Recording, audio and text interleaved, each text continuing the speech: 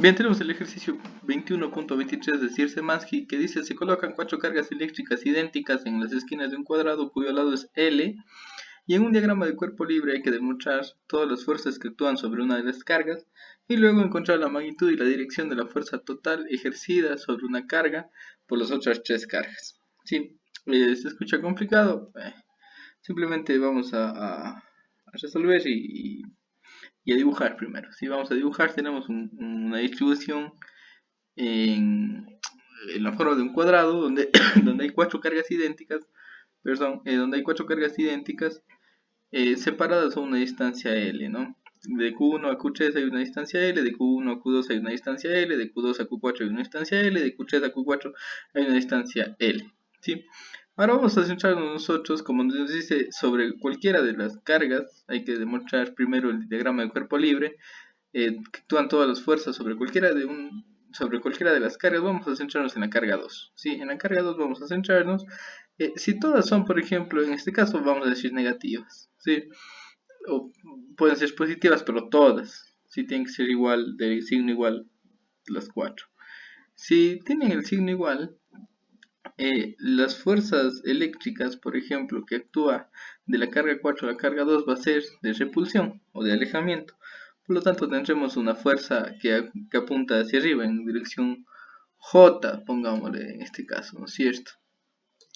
Sí, tenemos una dirección J o una fuerza que se está yendo para arriba. Sería la fuerza que actúa la carga 4 sobre la carga 2.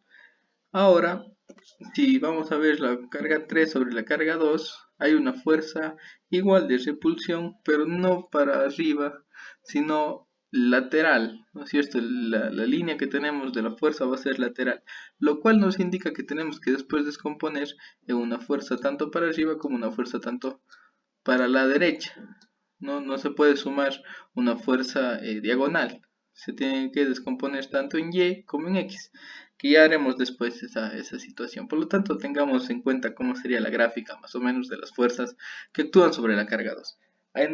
Y por último, la fuerza que ejerce la carga 1 sobre la carga 2 iría hacia la derecha, igual en una interacción electrostática de repulsión, ¿no es cierto? Entonces nuestra gráfica en sí sería de esta manera, ¿no?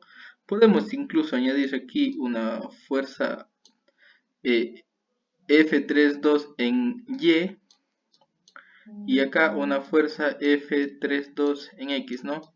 Para tener más clara la situación, ¿no? De las fuerzas que actúan sobre la carga 2, ¿no? Porque la fuerza F32 o la fuerza que ejerce la carga 3 sobre la carga 2 es diagonal y hay que eh, descomponer en X y en Y, ¿no? Bien, ya tenemos entonces la parte A que nos dice hacer el diagrama de cuerpo libre. Ahora la parte B nos dice encuentra la magnitud y la dirección de la fuerza total ejercida sobre una carga por las otras 3 cargas. Entonces hay que hallar la fuerza total sobre la carga 2, digamos, ¿no es cierto? Entonces tenemos esto, que la fuerza total va a ser igual a la fuerza que ejerce la carga 4 sobre la carga 2, más la fuerza que ejerce la carga 3 sobre la carga 2, más la fuerza que ejerce la carga 1 sobre la carga 2. ¿Sí? Entonces, hallemos cuál sería la fuerza que ejerce la carga 4, por ejemplo, sobre la carga 2. Sería igual a K por Q4 por Q2 sobre distancia al cuadrado. Ahora, las cargas, ¿se acuerdan que eran exactamente idénticas? Las 4 cargas eléctricas eran idénticas.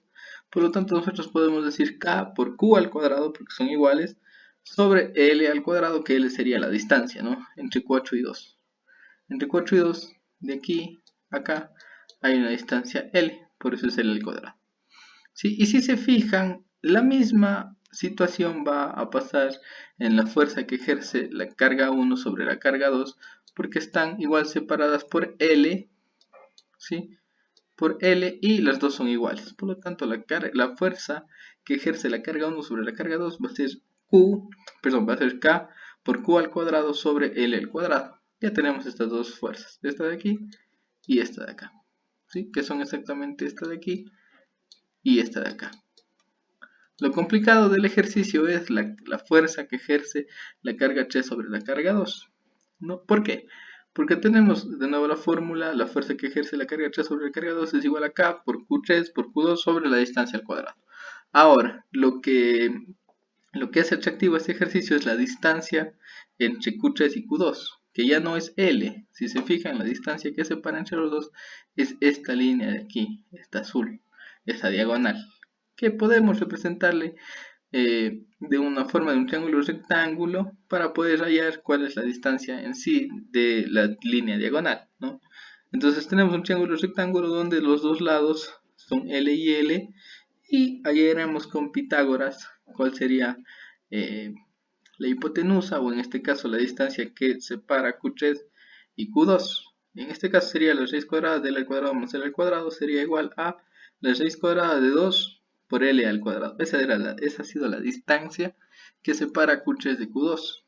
Bien, entonces nosotros podemos seguir reemplazando en la fórmula y nos quedaría que la fuerza ejercida por Q3 sobre Q2 es igual a K por Q al cuadrado, siguen siendo las cargas iguales, pero eso es Q al cuadrado, sobre la raíz de 2L cuadrado y todo eso al cuadrado. Si nosotros nos fijamos podemos eliminar la raíz con la potencia y tenemos esto de aquí, que la fuerza que ejerce Q3 sobre Q2 ha sido K por Q al cuadrado sobre L sobre 2L cuadrado. Ahora, ¿se acuerdan que decíamos que tenemos que descomponer la fuerza que ejerce Q3 sobre Q2 en X y en Y? Porque la fuerza era diagonal, ¿no es cierto? Entonces necesitamos descomponer en la fuerza en X y la fuerza en Y para poder sumar. Ahora, la fuerza que ejerce Q3 sobre Q2 en X va a ser igual a la fuerza que obtuvimos, K por Q cuadrado sobre 2L cuadrado, por el coseno del ángulo alfa, ¿no? Del ángulo teta, pues. ¿Qué ángulo es ese? Este de acá. En el triángulo nosotros podemos ver este ángulo. Sería el coseno de ese ángulo. ¿Cómo hallamos el coseno de ese ángulo? Simple, el coseno va a ser igual al lado adyacente sobre la hipotenusa. ¿Cuál es el lado adyacente? L. ¿Y cuál es la hipotenusa? La raíz de 2L cuadrado. Podemos separar abajo en el radical el 2 y el L al cuadrado, por lo tanto se iría este 2 con la raíz que le corresponde al L y nos quedaría L sobre la raíz de 2 por L. Podemos simplificar las L y nos quedaría 1 sobre la raíz de 2 y haciendo racionalización podemos obtener que es igual a la raíz de 2 sobre 2. Ese sería el coseno del ángulo teta. ¿Cuál sería el seno? Exactamente lo mismo, sería el lado opuesto sobre la hipotenusa. El lado opuesto al ángulo es L, de la misma manera sobre la hipotenusa que es raíz de 2L cuadrado. Sí, se hace exactamente el mismo proceso y obtenemos que es raíz de 2 sobre 2. Si ustedes se fijan o si ustedes son observadores, lo que obtuvimos son el seno y el coseno del ángulo de 45 grados. ¿Por qué? Porque nuestro cuadrado va, cuando sacamos la diagonal, divide el ángulo de 90 grados en 2 y lo que obtuvimos es un ángulo de 45 para poder hallar la distancia entre Q3 y Q2.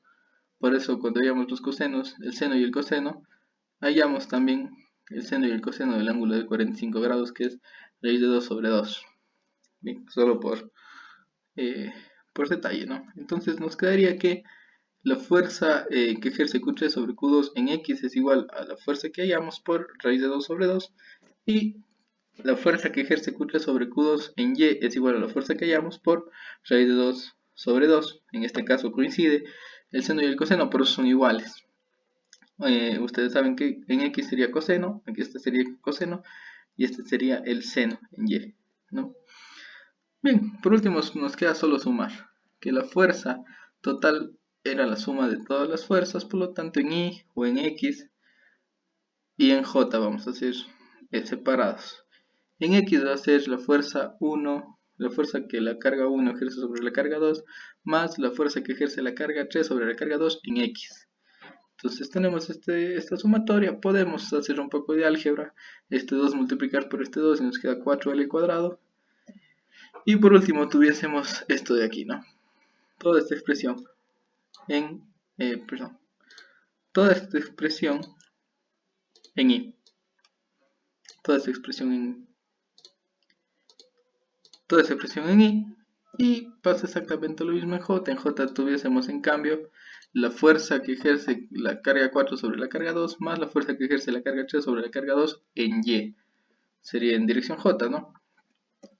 Sería exactamente lo mismo, ¿no? Podemos hacer álgebra y obtenemos esta expresión en dirección J. Obviamente newtons, ¿no? Serían newtons en dirección Y y luego en dirección J. Y para obtener la fuerza total simplemente sumamos, ¿no? Dejamos expresado de esta siguiente manera. Todo esto en dirección Y y todo esto en dirección J newtons. Sería la fuerza total, en este caso, ejercida sobre la carga 2.